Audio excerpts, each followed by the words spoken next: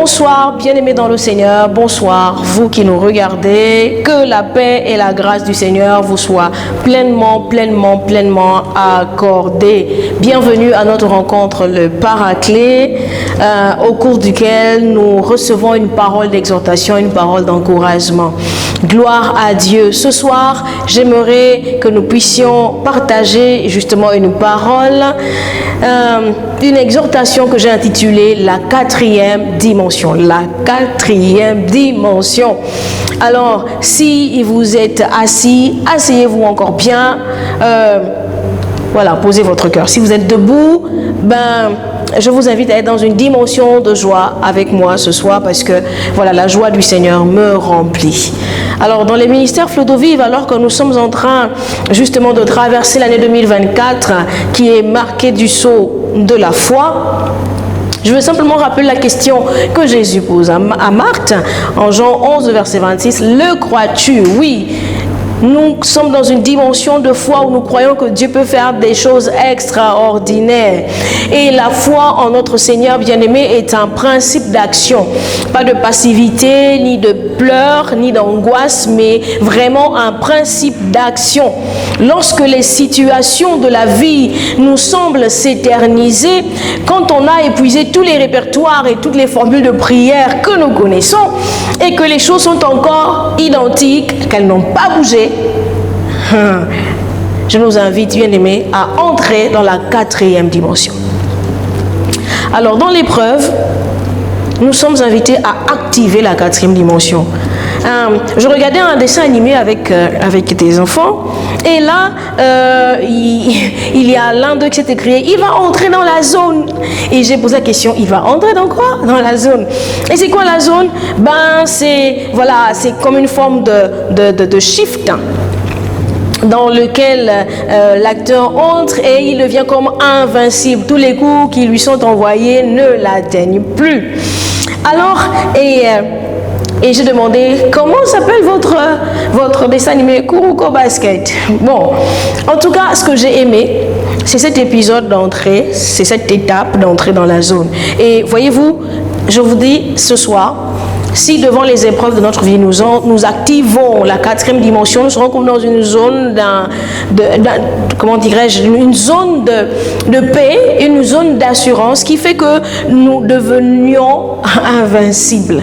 Alléluia. Lorsque je parle d'être invincible, je parle de ce qui nous faisait pleurer hier ne peut plus nous faire pleurer aujourd'hui. Parce que nous aurons activé la quatrième dimension. Bien-aimés dans le Seigneur, c'est quoi la quatrième dimension? Ce que j'appelle la quatrième dimension, c'est la louange. La louange. Oui, la louange. Je vais lire une parole qui se trouve dans le livre de Genèse, au chapitre 29. Je lis à partir du verset 31. L'Éternel vit que Léa n'était pas aimée et il la rendit féconde, tandis que Rachel était stérile. Verset 32. Léa devint enceinte et enfanta un fils à qui elle donna le nom de Ruben, car elle dit, l'Éternel a vu mon humiliation et maintenant mon mari m'aimera. Elle devint encore enceinte et enfanta un fils et elle dit, l'Éternel a entendu que je n'étais pas aimée et il m'a aussi accordé celui-ci. Et elle lui donna le nom de Siméon. Verset 34. Elle devint encore enceinte et enfanta un fils et elle dit, pour cette fois, mon mari s'attachera à moi, car je lui ai enfanté 3 fils. C'est pourquoi on lui donna le nom de Lévi. Verset 35. Elle devint encore enceinte et enfanta un fils. Et elle dit, cette fois, je louerai l'Éternel. C'est pourquoi elle lui donna le nom de Judas. Et elle cessa d'enfanter. Bien-aimés dans le Seigneur, cette histoire est magnifique. Nous voyons que des versets 31 à 34, Léa, qui était la première femme de Jacob, qui n'était pas aimée de son mari, traverse donc une situation difficile. Elle est en rivalité et tout l'amour de son mari est pour sa seconde épouse.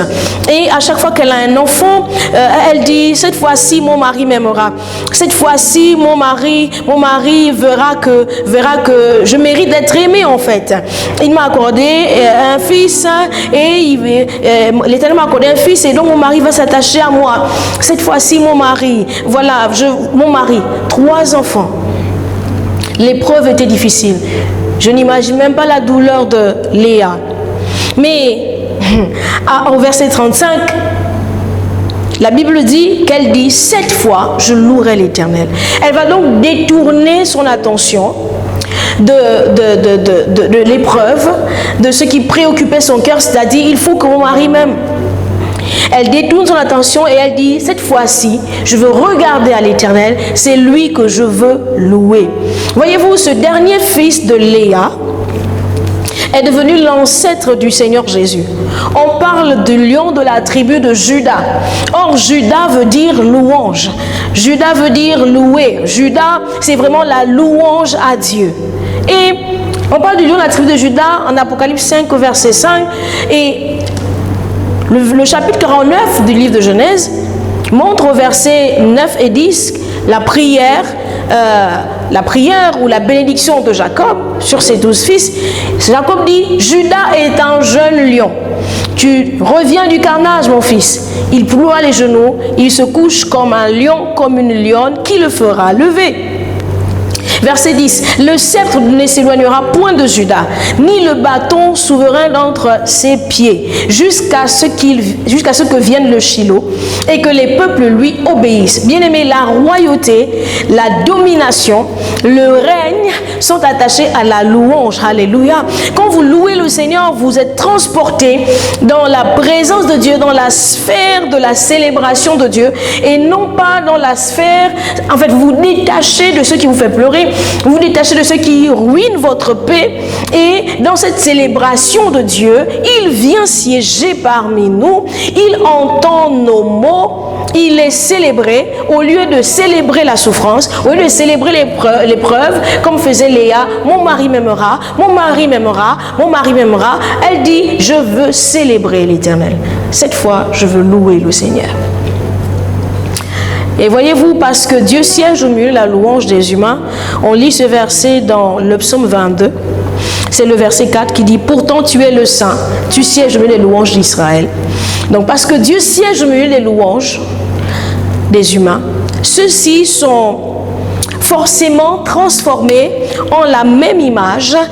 Il porte et manifeste sa présence, il porte et manifeste sa nature, il porte et manifeste sa gloire. Lorsque nous entrons dans la 4e dimension, celle de la louange, nous sommes transformés parce que nous recevons de Dieu sa nature. Le fait simplement de chanter, c'est au fait, on est comme dans une dimension de personnes qui se lèvent, et là on peut dire avec Habakkuk, il me fait marcher dans mes lieux élevés, et l'épreuve ne peut plus m'arrêter, et la difficulté ne peut plus me ruiner. Il y a une dimension de puissance, bien-aimée, de guerre dans la louange. Oui, il y a cette onction belliciste là qui fait que devant les difficultés, lorsque je lève ma voix en louange, la puissance de Dieu se manifeste, les difficultés s'inclinent devant celui qui est loué. Il y a des victoires qui s'obtiennent par la louange, juste en célébrant les merveilles de Dieu. Il se passe que la louange nous donne de détourner nos yeux de ce qui fait souffrir notre âme, des choses qui nous éprouvent, pour que nous fixions nos yeux sur la puissance de Dieu. Bien-aimés, il y a plein d'exemples dans la Bible. L'effondrement de la muraille de Jéricho est un des exemples puissants de la louange. La Bible parle des cris et des sons de trompette. Ça ressemble vraiment à la guerre, mais je suis persuadée qu'il s'y trouvait une forte dimension de louange. On trouve cette histoire dans Josué au chapitre 6. Un autre exemple est celui du roi Josaphat et le peuple de Juda. 2 Chroniques au chapitre 20.